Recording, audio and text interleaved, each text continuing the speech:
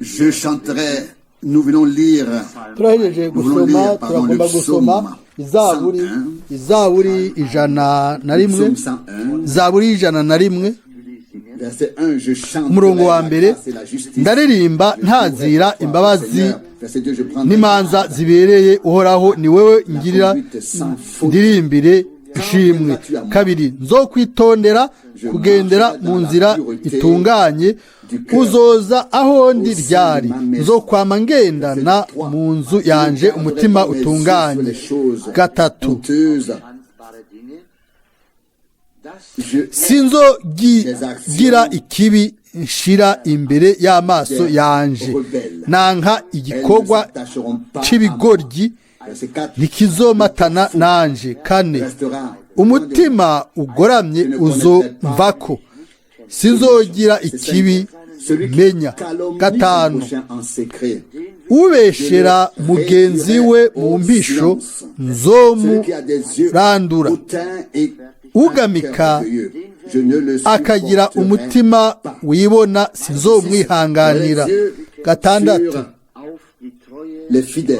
amaso yanje azoba kubizigirwa bo mu gihugu kugira ngo tubane ugendera mu nzira itunganye niwe azonkorera indwi ugunga ntazoba mu nzu yanje ubesha ntazotsimbatara imbere y'amaso yanje umunani uko bukeye nzohonya abanyakibi bose bo mu gihugu kugira ngo ndandure inkozi z'ibibi zose ndazimare ku mugwa uhoraho turahaguruka kugira ngo dusenge mana yizigiwe turagushimiye n'umutima wacu wose no kuri ino saha y'ubuntu kandi turi hano kugira ngo gusa duhimbaze ubuntu bwawe kugira ngo turirimbe izina ryawe ry'ubwiza kugira ngo tukuzanire ibyubahiro n'amashimwe mwami turi ubwoko bwawe umukuku wo mu biganza byawe watugize kuba ubwiza bw'izina ryawe ukundi gusha turakoraniye hano kugira ngo kuri uno mugoroba dusangire nawe o mwami tugirire ubuntu tukuzanire ibyubahiro n'amashimwe nk'uko bitegerezwa turirimbe ubuntu n'ukugororoka tukuririmbire wowe mana yacu kuko ugendera hagati y'amashimwe y'ubwoko bwawe mwami udufashe tube tugavye ku burongozi ubwo dufise ntibube ubw'ibinyoma umfashe udufashe twebwe twese udufashe mwami uturabe uri hejuru uname uturabe uduhezagire mu butunzi bw'ubuntu bwawe niyo cyifuzo cyane n'isengesho ryanje mwami ntituzi ingene twotera imbere ariko wowe urashoboye kurongora ubwoko bwawe nico gituma turaba kuri we kuno mugoroba kandi wewe wenyine tuguhe ibyubahiro n'ugusengwa n'amashimwe ubandanye kuronka ico ufitiye uburenganzira hagati yacu no kuno mugoroba wadukoreye ibihambaye muri no misi waduvugishije n'ububasha bwinshi cyane mu ijambo ryawe ryaje igiciro turagushimiye ko ugishobora kutubwira ukoresheje muhemu wawe yera ibyubahiro byose amashimwe yose ugusengwa kose nibibe iby'izina ryawe ry'ubwiza rya Yesu amen.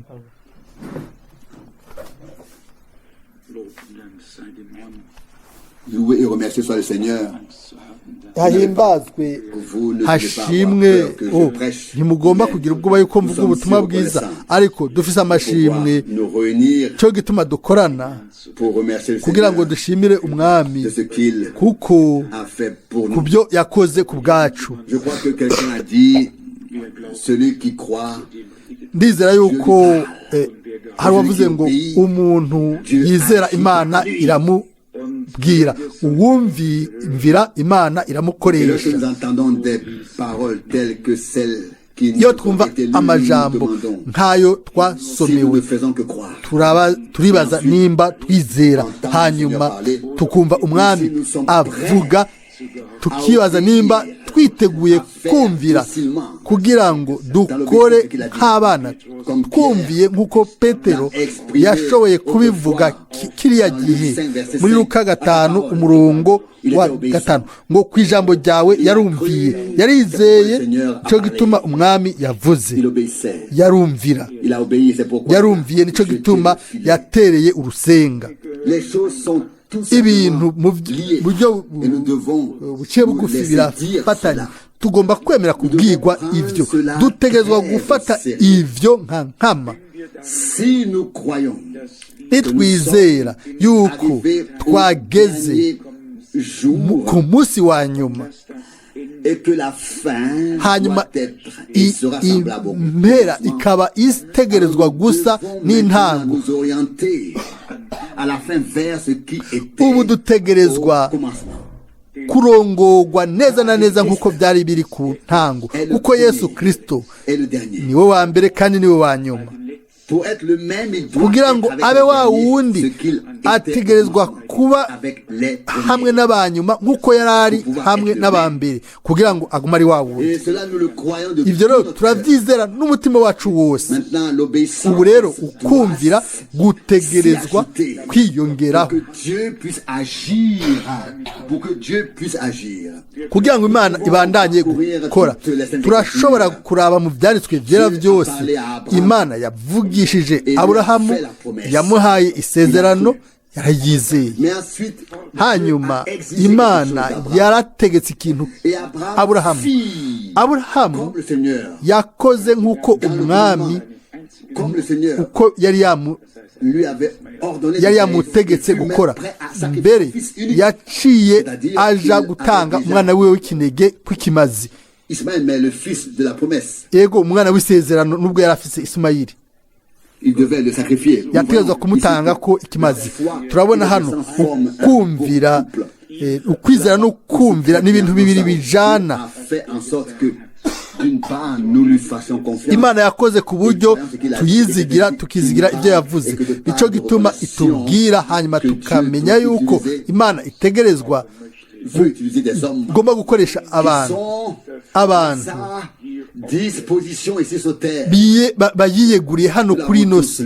Twese twabisomye mu Izaburi 101,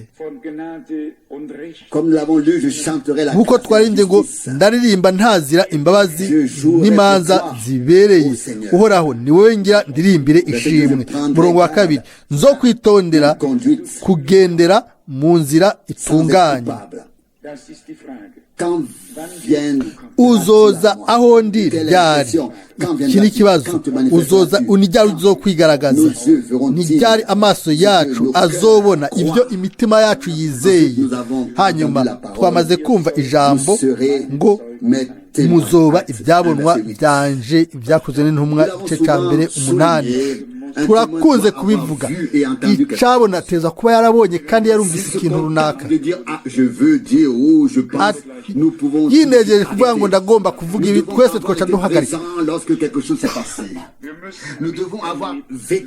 dutegereza kuba twarabonye, twarumvise, ariho twabaye turi. Aho rero niho twoshinga intahe y'ibyo twabonye n'ibyo twumvise. Nico Yohana yavuze mu cete ciwe ngo ico amatwi yacu yumvise, ico amaso yacu yabonye, ico ibiganza vyacu vyakorakoye ni jambo ubugingo, nivyo tubatangariza. Yohana wa mbere murongo wa mbere cecambe. Ego bwari ubushizi bw'amanga muri vyose. Barabonye umwami, barabonye ubukozi bwiwe, imibabaro yiwe, urupfu rwiwe, baramubonye yamaze kuzuka. None ni ikihe bari bakeneye cyo kwiyongera? Iyo batizera, ninde wundi yari kwizera? Nimba twakoze iyo myimenyerezo nyene n'Imana, rero natwe ubwacu turashobora kwizera n'umutima wacu wose.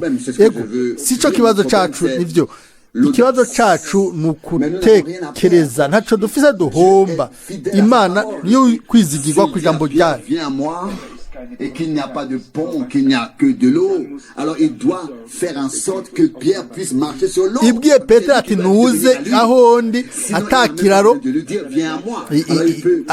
araza yari ubundi bwo yari kumubwira ati guma ahuri ariko kubera umwami yari yizeye yuko uwo mugabo aza kwizera hama akaca aza kuri we kubwo ijambo ry'umwami yaciye ava mu bwato acagendera ku mazi dutegerezwa twese kwiga kugira nk'uko nyine turamaze kumva kandi ivyo umwami yaremeje ijambo ryiwe n'ibimenyetso n'ibitangaza by'inkomezi ntiyatanze gusa isezerano ariko yararizigamye kiriya gihe abigishwa baratunguwe n'ivyo bamwe 70 igihe bavuga ngo muri Luka 10:17 ngo mwami ngo n'amadayimoni aratwumvira ariko mwami yari yababwiye imbere yaho ngo bahaye ububasha kubasha bwose bwa Satani muzogendera ku nzoka na skorpiyo nta mpemu nimwe izobagirira nabi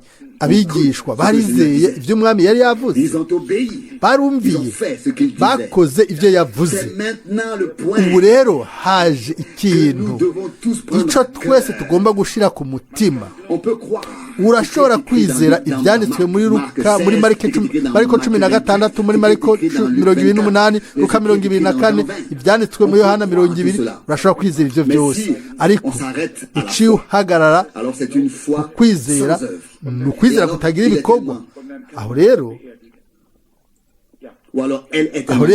ni ukwizera gupfuye umuntu yo guhamba.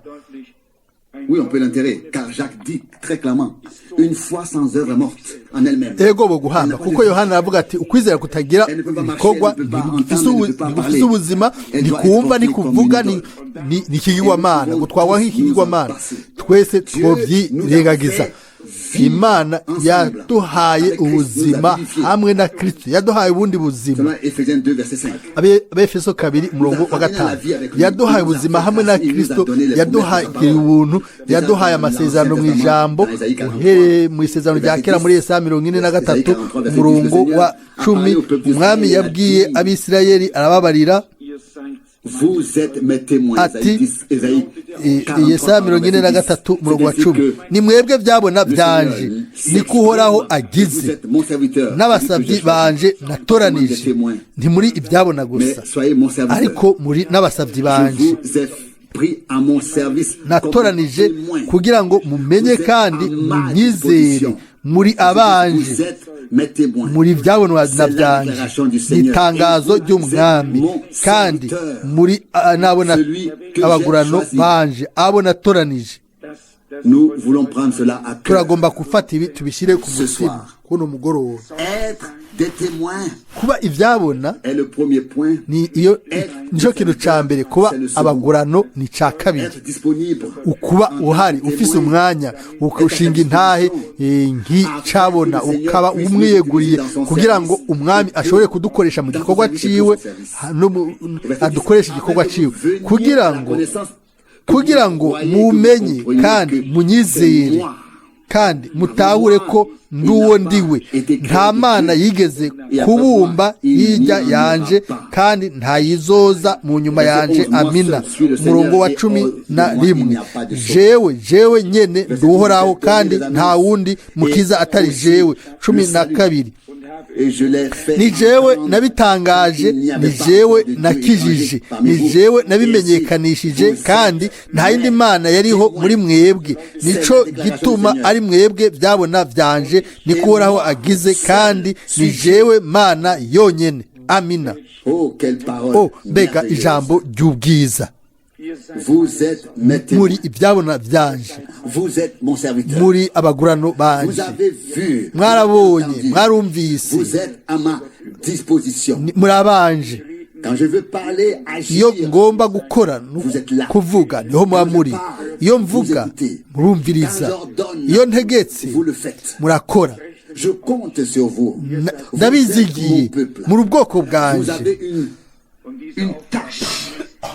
Et cette tâche, mufise igikorwa icyo mutegerezwa gukora ni ukuba integu mwihebera icyo gikorwa hanyuma mushinga intaye yuko ndi umwami ndi imana muteza gushinga intaye ko nabacunguye ko nababohoye ko muri abanje ku ruhande rwanje mbega amajambo meza muri ibyabona byanje ni amatangazo y'umwami niko horaho agize muri abagurano banje mwese hamwe umugurano w'umwami ikoraniro ry'umwami ishengero ry'umwami umubiri w'umwami inyegu yayo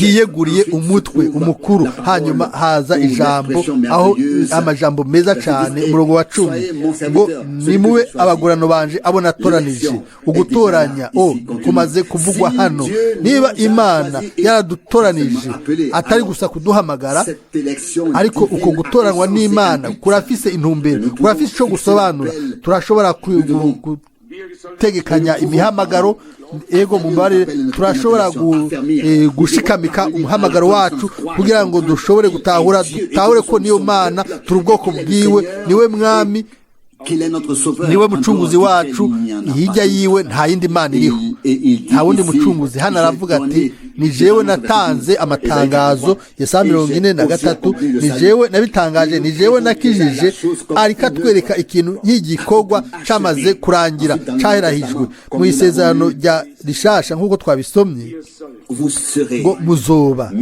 ibyabona byanje byakozwe n'intumwa igice cya mbere umurongo w'umunani tubaze gusa imana ntidusaba imana ngo itubwire yaramaze kubikora yamaze gukora mu buryo bw'inkomezi reka tureke kandi iduhe ukumvira no kubwizigira kugira ngo ishobore kudukoresha ndizera yuko ariyo ntumbero yari ino ryungane ano mungane abiri nasomye ngo uwizera niwe imana ibwira uwumvira hanyuma imana ishobora gukorera muri we turagomba kuba abantu abo imana ibwira kandi abantu abo imana ishobora gukoresha abo imana ishobora guhezagira ishobora gutuma ishobora gufata ikabashira mu gikorwa cyayo murongo w'umunani ngo muzohabwa ubushobozi byakozwe n'intumwa igice cya mbere 8 ngo mpemu yera azobaza ko muzoba ibyabona byanje i Yerusalemu no mu Buyuda hose ni Samariya gushika ku mpera zine z'isi icyo cyumviro nacyo cy'ubwiza atari gusa ku bijanye n'umubumbe w'isi uko umeze ku mpera zine z'isi oya no gushika ku mpera z'ibihe amina wehe nzoba ndi kumwe namwe iminsi yose gushika ku mpera y'isi atari gusa gushika ku mpera z'isi ni bibiri ku isi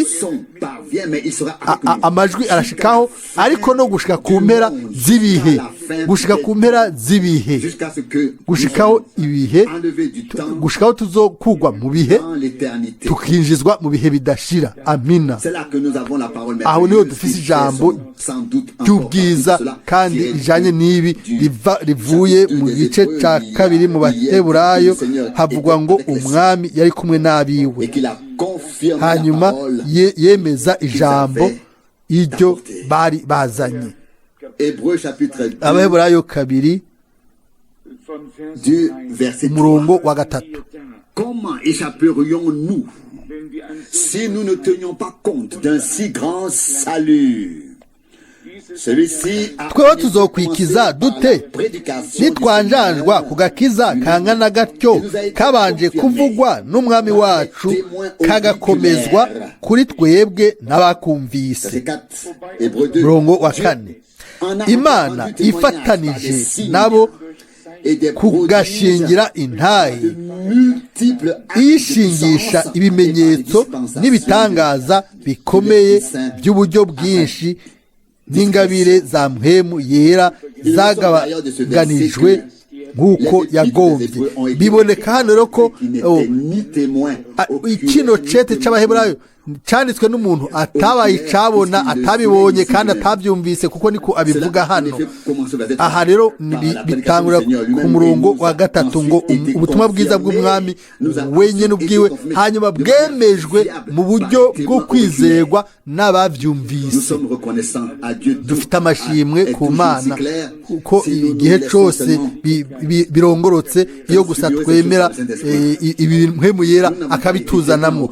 Twe ntitwabaye ibyabona byumvise canke byaravye, ariko ijambo n'ibintu byabaye kiriya gihe twarabihawe mu buryo bwo kwizerwa n'ibyabona byabibonye byabyumvise tuvyizera nk'uko ariho twari turi. Ndabikora nuko ubusobanura ngo ibi biranshikiye, ndashobora kubyizera n'umutima wanje wose. Iyo usoma inkuru z'umwami, ingene bamubamba, ingene bamuhamba, ingene yazuka, byose nibizima. Byose igihe abagore baza hajya ku ruhafu bakavuga bati ninde atembagariza ikibuye, bagashikaho ikibuye kigakugwaho hakabugutigita ku isi, hakaba umuntu avuga ati murondera nde? Mwebwe none kumurondera umuzima, murondera umuzima mu bapfuye. Ibyo byose kuri twebwe biri hafi cyane, ni iby'Imana by'ukuri bifatika. Nta numwe akeneye kutubwira kabiri ibyabaye hariya. Turabyizera kuko twagenewe kwizera. Umuntu atagenewe kwizera ibyo wo bimubwira inshuro 100 nkuko Paulo abivuga mu Bikorinto ba mbere 15 ngo bene data 500 babonye umwami igihe kimwe amaze kuzuka. Habayeho 5,000 bazunza umutwe bati navyo twizera. Oya, ntibari bakenera kubyizera kuko ukwizera nibanga ry'abizera. Imana yihishurira abayizera, abatizera bazopfira mu byaha byabo, ariko abizera bazogira ubuzima kubwo ukwizera. Mbega ijambo ry'ubwiza! Nk'Aburahamu, ukwizera kwateretswe mu mitima yacu n'Imana. Nta kindi twokora kiretse kwizera, ariko kubw'uko kwizera rero ubu hagomba kongerwako neza igice cya kabiri.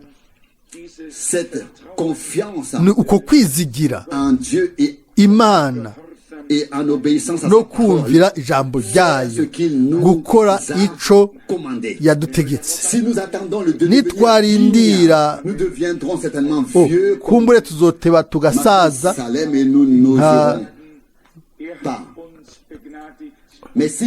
nitwavuga tuti yatugiriye ubuntu, yatugeneye kuba mu gikorwa ciwe, kuba inyegu yiwe, twifata neza nk'uko tutabereye, ariko turi ibikoresho byiwe bigiye mu gikorwa ciwe. Mbega ijambo ry'ubwiza! Kuko ni kubwo umwami byatanguye, hanyuma ubutumwa bwiza bwaremejwe mu buryo bwo kwizirwa n'ababyumvise. Twese turizera abavuze hano, atari ibyo Satani yavuze n'ibyo abatizera canke Kayifa hariya canke abandi bagenzi hariya. Oya, ibyo bavuze ibyo ntibiturazishinga, ariko Satani nawe rimwe na rimwe ateza kuvuga ibindi bintu, ariko ntitubyizera. Twebwe ntitubyizera, ariko iby'Imana yavuze, ibintu Imana yari ifise igomba kuvuga, ibyo turabyizera. Ariko iyo abibinyoma baje ngo twarabyumvise ko yarogose, yavuze ibi n'ibi, ibyo ntitubyizera. Ariko iby'Imana yavuze byose turabyizera n'umutima wacu wose, neza kubera ko twagenewe kwizera. Murongo wa 3 Abarero kabiri, tweho kashingiwe intahe n'ababyumvise, hanyuma haza intahe y'Imana. Ego, hariho intahe y'Imana, iyo niyo dukeneye by'ukuri. Umurongo wa 4, Imana ifatanije nabo kugashingira intahe, iyishingisha ibimenyetso n'ubwoko bw'Imana.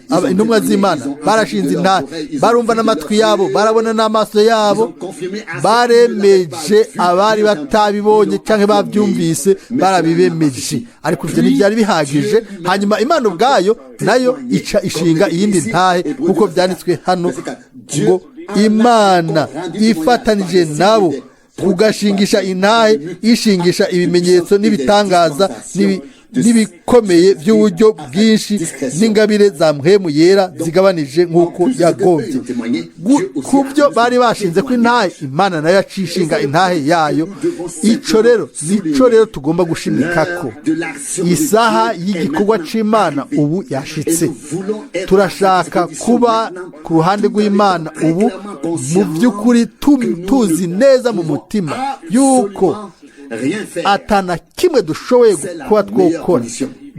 Niyo mero nziza dushobora kuzanira Imana, ni ukuvuga yuko twebwe atana kimwe dushoboye, ariko yuko twiteguye kwizera n'ukumviriza ico yavuze, hanyuma tukaba twiteguye mumbabarire twiteguye gukora ico yategetse.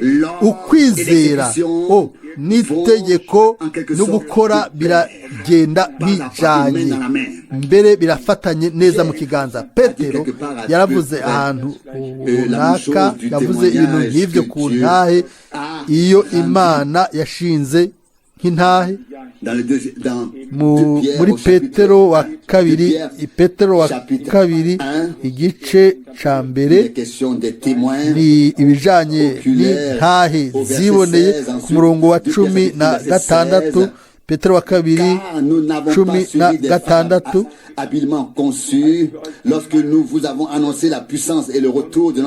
Kuko tutakurikiye imigani y'akenge k'abantu igihe twababwira ivy'ukuza k'umwami wacu Yesu Kristo, ariko twiboneye ubwiza bwiwe. Ibyo ni byo twizera.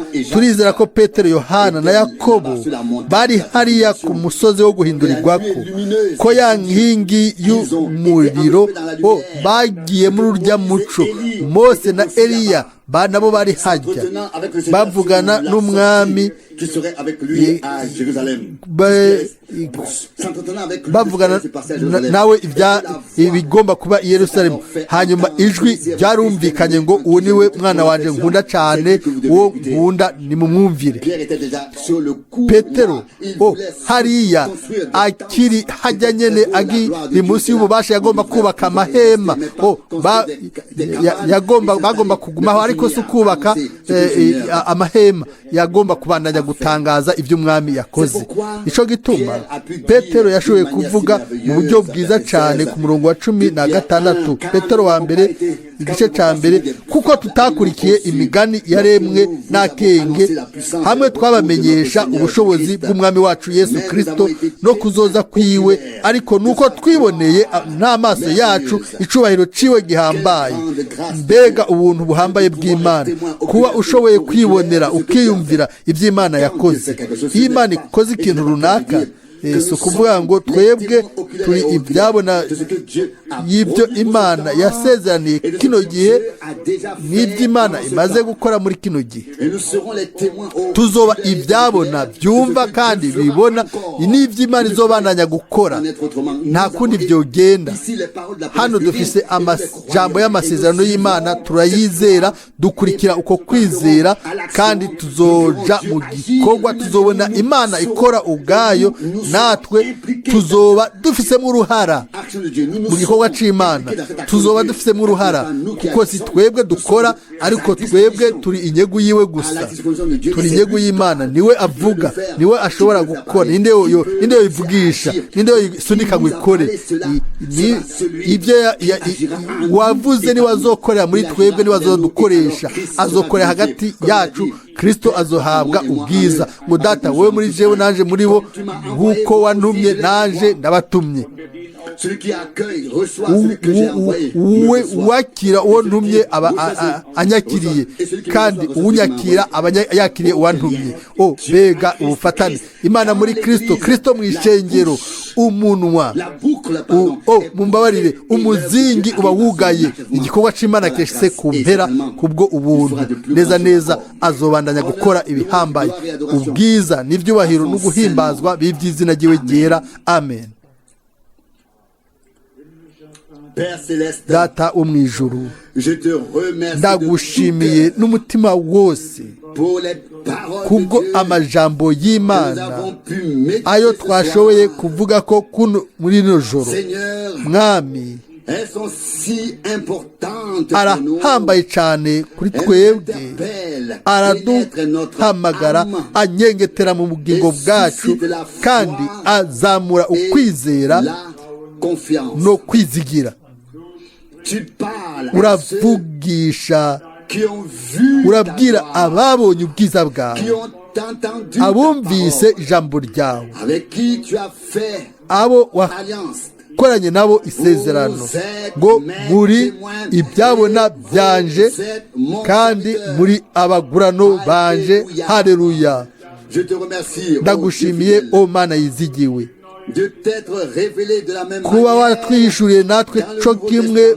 mu isezerano rya rishasha kuba waracunguye ishengero abantu abo wihishuriye avec qui tu as hamwe parlé, n'abo wavuganye nabo abo washoboye gutuma nk'ibyabona et auriculaire. byabonye kandi Et byumvise tandis qu'il rendait témoignage mu gihe rero bashinga intahe mu majambo n'abo washinze intahe hamwe nabo mu bikorwa kubwo ijambo bariko baravuga warishingiye intahe n'ibimenyetso n'ibitangaza bihambaye mwami et présent. Mais nous le croyons. wizigiwe mucunguzi niho siho twari turi ariko turabyizigiye twumva dufisemo uruhara muri ibyo bintu Si nous avions nk'uko tout vu et tout entendu. twabonye byose kandi twumvise byose aleluya o mbega ubuntu kuba umuntu ari igishinga ntahe kugira umugabane mu byo ukora